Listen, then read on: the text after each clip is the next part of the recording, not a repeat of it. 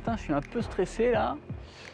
J'ai pas envie de reproduire ce que j'ai fait en début d'étape la dernière fois là, donc voilà, un peu stress, envie de bien faire. Et puis en tout cas pour les conditions ça va être génial, hein. La première traversée de la Manche va être un peu compliquée parce qu'il y aura des vents un peu faibles, un peu variables. Donc stratégiquement c'est pas évident. Mais en tout cas ça va être des conditions agréables pour naviguer. Et puis après, à partir des côtes anglaises, ça devrait être un peu plus facile en termes de conditions, en termes stratégiques, un peu plus tout droit, quoi. C'est ce qu'on pense pour l'instant. Ça peut changer parfois en cours d'étape, on a des surprises. Mais voilà, en tout cas, ça va être plutôt agréable. On n'aura pas de vent trop fort, on aura un peu de vent faible, mais voilà, en tout cas, moi je suis bien prêt, bien motivé, bien à bloc, quoi.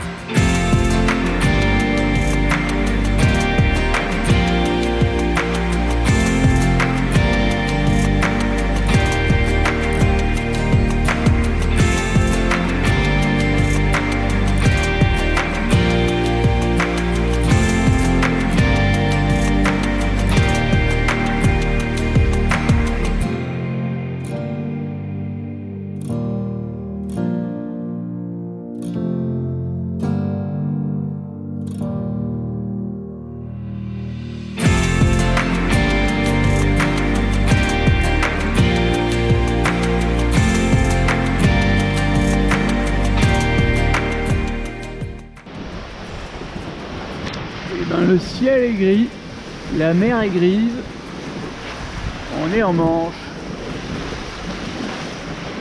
J'ai un peu bataillé avec les algues et malheur, j'ai cassé ma canne à algues, il n'en reste qu'un petit moignon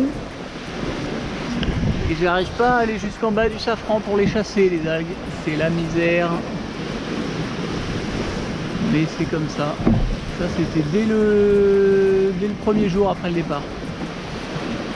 J'en ai une autre de rechange qui m'attend dans le camion. Voilà, je voulais filmer cette nuit quand j'avais des gros paquets d'algues, montrer ce qu'on voit à la caméra.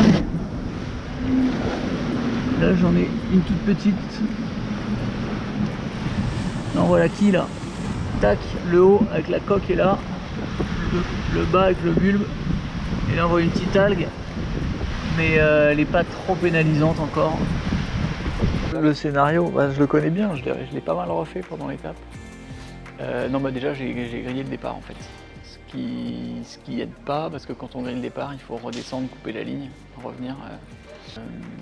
Après je repasse derrière tout le monde à la bouée de dégagement et en fait j'ai subi cette position quasiment tout le temps parce qu'ensuite pour aller chercher le phare en Angleterre, là j'étais mal placé à cause de ça.